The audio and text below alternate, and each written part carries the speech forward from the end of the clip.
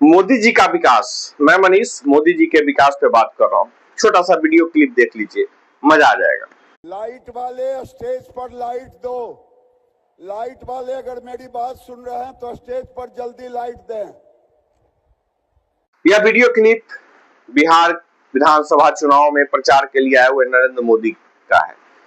जायसवाल बैठे हुए हैं और देख लीजिए कि क्या स्थिति बनी हुई है।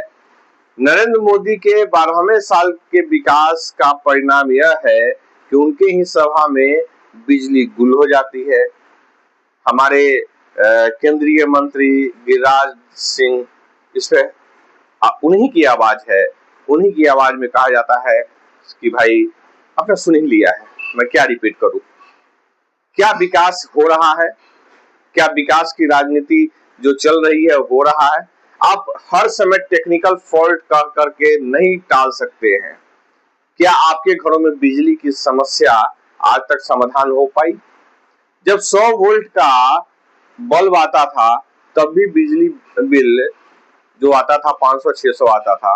आज 5 वोल्ट, 4 वोल्ट, 3 वोल्ट, 10 वोल्ट का मात्र बल्ब है और बिजली बिल 3 गुना 4 गुना आ रहा है।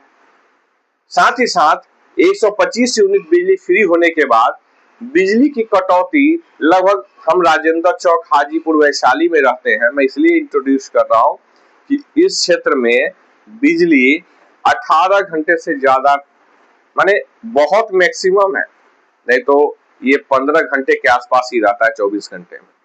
और कटना कब है, आना कब है, किस वोल्टेज में आना है, इसकी कोई सीमा नहीं है। यानी कि भारत की राजनीति झूठ, फरेब, जुमलेबाजी पे ही नीत है। और ये मैं नहीं कह रहा हूं, ये नरेंद्र मोदी जी और उन्हीं के चेले चपाटे जो अमित शाह है, गृह मंत्री है भारत के, उन्हीं का स्टेटमेंट था। मोदी जी का बात जुमलेबाजी। तो मोदी जी आज तक चुनाव में आए हैं, भाषण देंगे, अपने राजनीतिक कैरियर के अंतिम दौर में हैं, किसी प्रकार से इज्जत बचाने में लगे हुए हैं, लेकिन अपनी फजीयत कराने कर ही नरेंद्र मोदी रिटायर होंगे। जबरिया रिटायर का जो प्रोसेस है उनका, वही रिटायरमेंट की तैयारी उनकी भी है, क्योंकि वो अपने आप को स्वयंभू ईश्वर मान चुके हैं। उनको कोई हटा नहीं सकता, उनको कोई बर्बाद नहीं कर सकता। तो भारत की जनता, बिहार की जनता खासकर बदलाव की तरफ बढ़ती है और बदलाव होना तो इस बार तय है। इस बार मोदी जी के जुमलेबाजी पर कोई नहीं आने वाला। हिंदुत्व के नाम पर ठगी करने वाले नरेंद्र मोदी लोगों के नमामि गंगे के नाम पे पूरे सड़कों को, नालों को खनकर, कल हाजीपुर में एक महिला का गर्भ उजड़ जाता, लेकिन मोदी जी को इस बात से कोई चिंता नहीं है कि किसी माँ के सम्मान में हमें क्या करना चाहिए। ऐसी परिस्थिति लगातार बनी हुई है कि हम आप क्या करेंगे, इसकी चिंता हमें खुद करनी होगी। हमारे देश के राजनेता, ब्यूरोक्रेट्स, ये सब गुलामी प्रथा के तहत है, ये सब नौटंकी कर रहे हैं। समाज हित में इनकी कोई भागीदारी नहीं है, समाज से इनका कोई वास्ता नहीं है। ये समाज को तोड़ने मरोड़ने और इसी सब में लगे हुए हैं। हमारी नैतिक जिम्मेवारी है कि हम सभी लोग मिल करके इस अखंड भारत को खंडित होने से बचाएं। हमारा सामाजिक राजनीतिक जो परिवेश रहा है, तो उसमें हमारा एक महत्वपूर्ण भूमिका है कि हम सभी लोग जागृत होकर के अपने समाज निर्माण में महत्वपूर्ण भूमिका निभाते रहे हैं। हमारी भूमिकाओं को लेकर अगर कोई सवाल करता है, उसको ध्यान में रखिए। मोदी है तो मुमकिन है कि कहानी खत्म हो चुकी है। मोदी है तो भारत की जनता खत्म है, उसको गुलामी, दलाली इसी में लिप्त कर दिया है। मोदी ने जिस प्रकार से जो योजनाओं पे आप हाथ रख देंगे उनके, या जो डिसीजन उन्होंने लिए, कोई भी डिसीजन आज तक सक्सेसफुल नहीं रहा। ऐसी कौन सी व्यवस्था चल रही है कि मोदी का आप देखेंगे कि किस प्रकार से पैसा गिरता उसी का है जिसके प्रधानमंत्री गिरे होते हैं। तो आज हमारा डॉलर 90 रुपए के आसपास पहुंच चुका है। तो वही डीजल की स्थिति, पेट्रोल की स्थिति जीएसटी के दायरे में लाने से बचते हैं, अंधाधुंध पैसा उसमें वसूली किया जा रहा है। अन्य चीजों में भी आप अगर देखेंगे तो वही स्थिति है। महंगाई जो है पिछले 11-12 सालों में दोगुना से भी ज्यादा हो गया, लेकिन आमदनी दोगुना क्या 20% से भी ज्यादा लोगों का नहीं बढ़ पाया। लेकिन हम महंगाई को देखते हैं तो दुगना हो गया।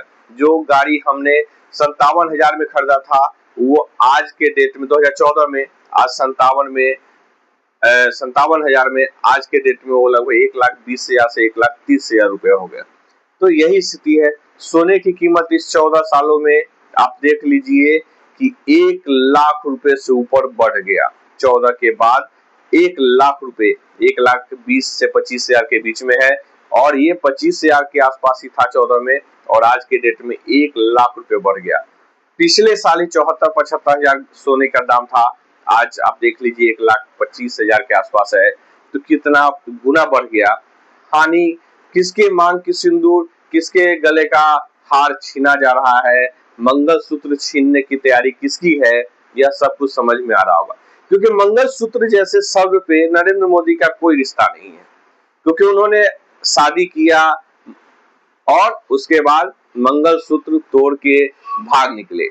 कहाँ भीख मांगा पता नहीं। जितने भी फोटोग्राफ्स आते हैं सब लग्जरी लाइफ का आता है। यानी अगर मैं देखूं तो किसी न किसी विदेशी देशों के साथ इनका गहरा संबंध है, और पिछले 30, 40, 50 सालों से, 30 साल भी कहना गलत होगा क्योंकि 25 साल की राजनीति तो लगभग इनकी हो चुकी है। ये लगभग 40 साल से 50 साल के बीच में जब से इन्होंने घर छोड़ा और बीच के पीरियड के बाद वो धीरे धीरे किसी विदेशी देशों के साथ संपर्क बना करके, फंडिंग लेकर के देश की राजनीति में अपना वजूद बनाया, मुख्यमंत्री बने। और इनकी अगर सही जांच हो जाए तो नरेंद्र मोदी का संबंध किसी न किसी विदेशी ताकतों के साथ बनी हुई है, और देश को बर्बाद और उथल पुथल करके रखने की। आप 2014 के बाद आप देख लीजिए कभी देश अस्थिर रहा है क्या? 2011 से ही आप देख लीजिए कि किस प्रकार से यहाँ पे जंगल राज पूरे देश स्तर पर फैलाया गया। आप देख लीजिए कि भ्रष्टाचार की कितनी कहानी आई, कितने प्रकार के आंदोलन हुए। यह सब नरेंद्र मोदी के द्वारा प्लान्ड था, और प्लान्ड ऐसा था कि उसकी कहानी अब खत्म होने वाली है। बिहार की राजनीति से बिहार खत्म करने जा रहा है इनकी सारी राजनीति, और इसको लेकर जनता, आप सभी लोग, आप सभी मतदाता से आग्रह है कि बिहार में बदलाव करिए। बिहार में अब तक यह था कि भाजपा डराती थी कि हमें वोट नहीं दीजिएगा तो क्या जंगल राज वाले को वोट दीजिएगा, लेकिन अब परिणाम बदल रहा है। एक नए विकल्प, नए सोच के साथ, और एक भी आपराधिक प्रवृत्ति को टिकट न देने वाले प्रशांत किशोर जनसुराज लेकर पूरे बिहार में 243 सीट पर चुनाव लड़ रहे हैं। 2-3 सीटों पे उनके साथ अमित शाह ने खेला किया, धर्मेंद्र प्रधान, नित्यानंद राय ने खेला किया, फिर भी उन्होंने उन सीटों पर अच्छे उम्मीदवार को समर्थन दे करके यह तय कर दिया है कि बिहार में बदलाव होना है। तो आपके पास जो अब तक ऑप्शन नहीं था कि किसको हम वोट दें, मतदान करें, हम क्या लालू को लाएंगे, यही कहते हैं ना आप, मत लाइए लालू को। आपके पास थर्ड फ्रंट खड़ा है, अब उसको फर्स्ट रो में ला करके अपने बच्चों के लिए शिक्षा व्यवस्था, इन सभी चीजों पे जागृत हो जाइए। आप सभी से आग्रह है, मैं किसी पार्टी का प्रवक्ता नहीं हूँ, लेकिन बिहार हमारा है, मेरा घर है, हमारी संस्कृति है, हमारा धरोहर है। तो जो व्यवस्था सही होगी मैं उस पर आपको एक छोटा सा सहयोग करूंगा, जिसे गाइड करना कहते हैं, मैं कर रहा हूं। और आपसे आग्रह है परिवर्तन की ओर बढ़िए, नहीं तो हम भी बाहर रहे हैं, कितना दर्द होता है ट्रेन का ट्रैवलिंग, भीड़ में जाना, कभी कभी टिकट नहीं मिलता है तो उस जानवर की तरह रेल के डब्बों में ठेल कर आना जाना कितना टफ होता है। तो अपने बच्चों की खुशहाली के लिए, अपने बच्चों की शिक्षा के लिए, रोजगार के लिए, इन सभी चीज को लेकर के चिंतन में आइए और एक बेहतर बिहार को बनाने की तरफ बढ़िए। आप सभी का सुनने के लिए, समझने के लिए और इस पे निर्णय लेने के लिए बहुत बहुत धन्यवाद।